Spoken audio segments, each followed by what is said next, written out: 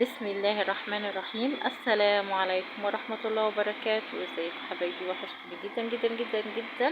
من اخر فيديو فيه كنا مع بعض. يلا بينا النهاردة ان شاء الله معنا فيديو جديد ان شاء الله يعجبكم وينال قبول منكم ان شاء الله. ولو عجبكم الفيديو ما تنسونيش في اللايك والاشتراك وفعلوا زر الجرس عشان يوصلكم مني اي فيديو جديد ان شاء الله. يلا حبايبي هنبتدي في الفيديو بتاعنا. نسمي بالله ونصلي على الرسول صلى الله عليه وسلم ونبتدي في الوصفة بتاعتنا.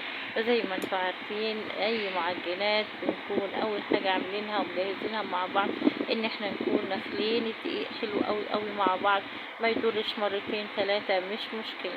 النهاردة انا معايا 2 كيلو من الدقيق ومعايا معلقة ملح وكمان معايا 4 معالق من السكر. واحد اتنين، يلا عدوا معايا، اتنين تلاتة، يلا يلا يلا، وادي المعلقة الرابعة حبايبي. يبقى كده حطينا 4 معالق من السكر على معلقة صغيرة من الملح على ال2 كيلو من الدقيق.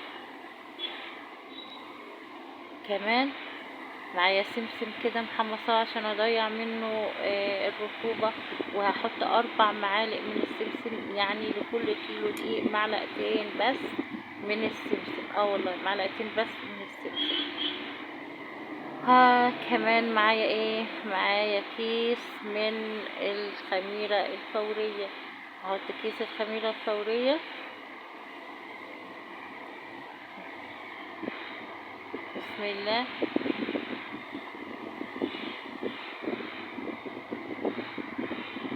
احط الخميرة الفورية، بصوا احط الكيس كله اهو ما شاء الله. ودي المكونات الجافة بتاعتي. وكمان معايا كيس من البودر، احط كيس البودر كله برضو. يبقى المكونات الجافة بتاعتي عبارة ل 2 كيلو دقيق، معلقة صغيرة من الملح، 4 معالق من السكر، 4 معالق من السمسم، كيس بودر، كيس بيكنج باودر، وكيس خميرة فورية.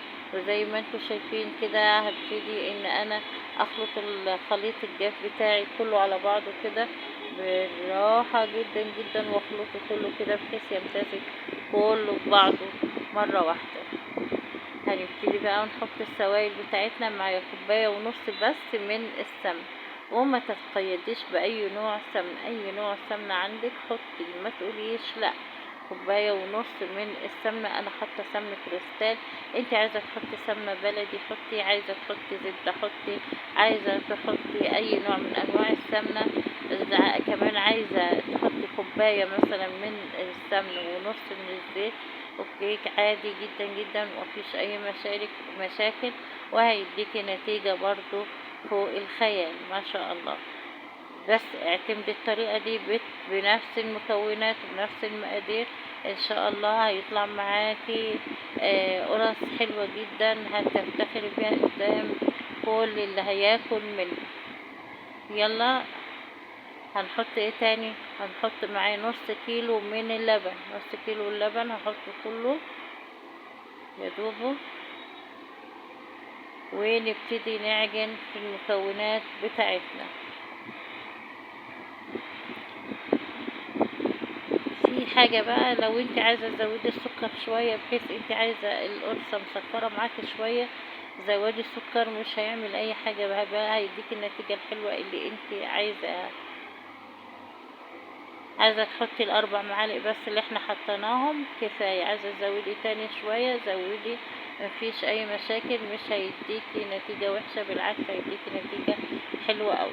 بقلب كده المكونات بتاعتي عشان اعجن، وابتديت اعجن، سبت المعلقة الخشب دي وابتديت اعجن بايدي طبعا عشان المعلقة الخشب طبعا مش هتعجن. فبعجن زي ما انتوا شفتوا كده. خلاص خلصت العجين وهسيبها، عايزة اسيبها تخمر معايا، فهغطيها ببلاستيك كراب او هغطيها بكيس بلاستيك هفتحه كده من النص واغطيها بيه. خمرت معايا زي ما انتوا شايفين كده طبقة ملا، وهبتدي اديها بوكسين 3 كده عشان اطلع الهواء اللي فيها عشان خاطر تهبط معايا من الخبز، وعشان اشتغلها بعد كده هبتدي اشتغل واقطع فيها كور صغنونة كده زي ما انت شايفة كده الكور.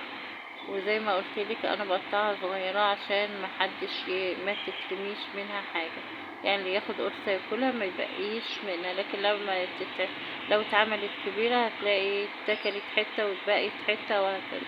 عشان كده احنا بنعملها صغيرة.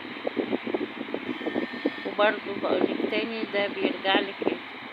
بقطع انا كمية كده كبيرة يعني معقولة شوية عشان خاطر ترتاح معايا، يعني بقطع كمية كده مثلا 10 وحاجة ولا حاجة 10 وحدات، وبسيبهم كده على بال انا ما ببتدي اول واحدة واوصل لاخر واحدة تكون ارتاحت مني، وعلى بال ما باجي ابطط بتكون ايه اللي وراها ارتاحت، فعلى بال ما بخلص بتكون ارتاحت مني كده، فلما بيجي ابططها بتتبطط معايا بمنتهى السهولة.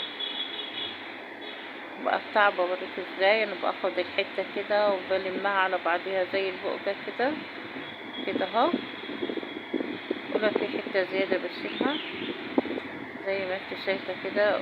بس خدي بالك ان هي يكون شكلها منتظم، ما يكونش فيها بوز كده ولا بوز كده، بتخليها مش منتظمة عشان لما تيجي تبططيها تبقى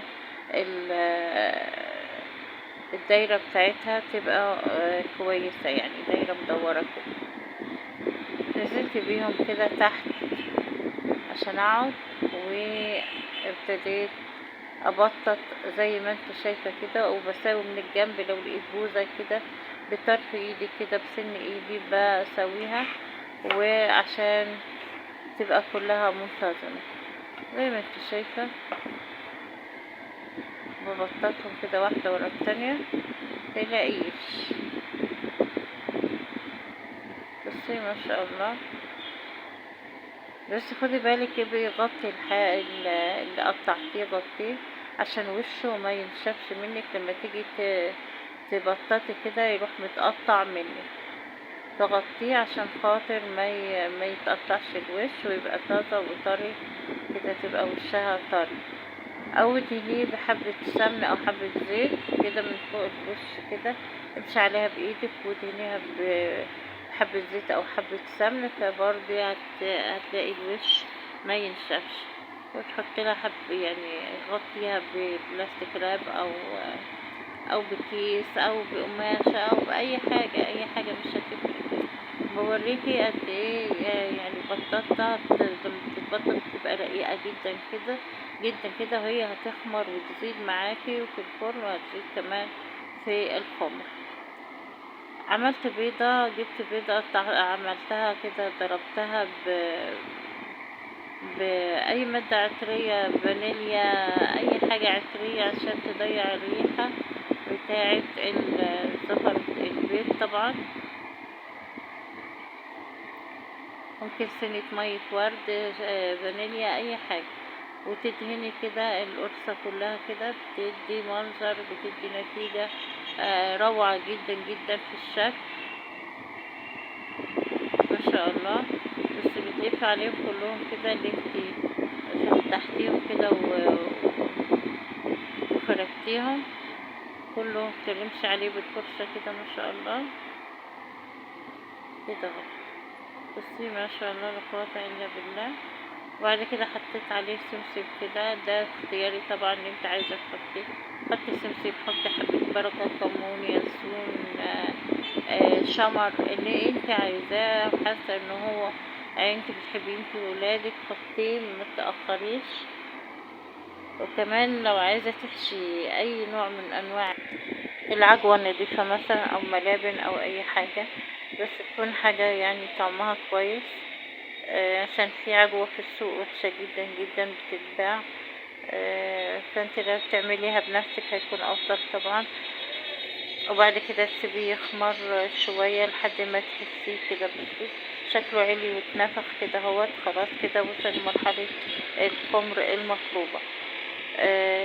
سخنا الفرن كده قبل ما نبتدي، وعلى يعني شغلتيه على 180 درجة، وبعد كده سخناها حوالي 5 دقايق وحطيت الصينية في الفرن. مخدتش معايا حاجة، يمكن مخدتش 7 دقايق ولقيتها استوت ما شاء الله لا قوة إلا بالله. ودي الصينية الأولانية. لكن بعد كده الصواني اللي بعد كده كانت بتاخد معايا وقت أقل جدا جدا من الصينية الأولانية. يعني كل ما تسخن الفرن كل ما تاخد وقت أقل. وما شاء الله زي ما انتوا شايفين كده طلعت ما شاء الله بالشكل الجميل ده واللون الجميل ده. طعمها كان خرافة، بسم الله ما شاء الله. لونها، بصوا اللون رائع ما شاء الله. ده اللون الحقيقي بتاعها يا جماعة والله. فعلا كان يخطف القلب كده ما شاء الله من كتر الجمال. السمسم قاعد اهو ما نزلش من عليها بسبب البيض اللي دهنا به الوش. والريحة بسم الله ما شاء الله تبارك الرحمن. والله العظيم الريحة كانت خرافة ما شاء الله بجد. الطعم كمان ولا أروع من كده، الطعم رائع رائع رائع ما شاء الله. ولا تقولي لي قرص فرن ولا تقولي لي قرص أي ما شاء الله لا قوة إلا بالله. وكمان الطعم بسم الله ما شاء الله روعة والله ولا أروع ما شاء الله. يعني نفذي الوصفة دي بنفس المقادير وبنفس الطريقة، زي ما وريتك الفيديو بالظبط بنفس الطريقة ان شاء الله هيطلع معاكي بنفس الشكل اللي انا عاملاه ده. هيعجبك جدا جدا. هتعتمدي الطريقة ومش هتعملي بأي طريقة تاني غير الطريقة التاني. ما شاء الله طري جدا وهش جدا. بصي بوريكي مستوي من تحت ومن فوق، واللون من تحت جميل جدا ومن فوق جميل جدا كمان. بصي جميلة، بصي قطنية جدا وهشة ومستوية ما شاء الله وخمرانة كمان. وطعمها رائع ما شاء الله لا قوة إلا بالله وبالهنا والشفا. وصلت معايا لحد الوقت ده، اوعي تنسيني في اللايك والاشتراك وتفعيل زر الجرس عشان يوصلك مني اي فيديو جديد انزله يوصلك به اشعار. كمان الاهم من كده دعوة حلوة ليا من القلب كده بالتوفيق وبالسداد ان شاء الله. اشوفك ان شاء الله الفيديو اللي جاي على خير. استنيني، والسلام عليكم ورحمة الله وبركاته.